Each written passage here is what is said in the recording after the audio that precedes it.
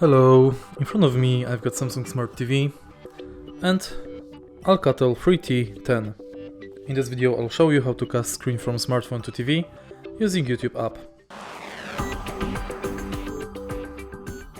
In the beginning, make sure that both devices are connected to same Wi-Fi, and then on your tab enter YouTube app and press the screencast button located in the top of the screen.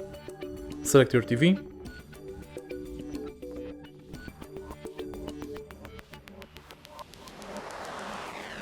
And now devices are connected.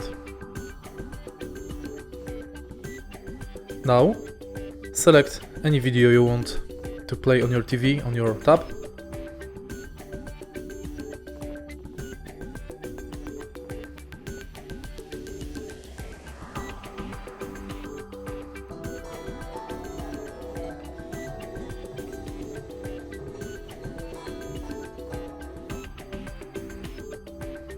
And it will be displayed on the TV. If you want to stop the connection, again press the screencast button and select Stop Casting. And that's it. If you find this video helpful, please leave a like, comment and subscribe.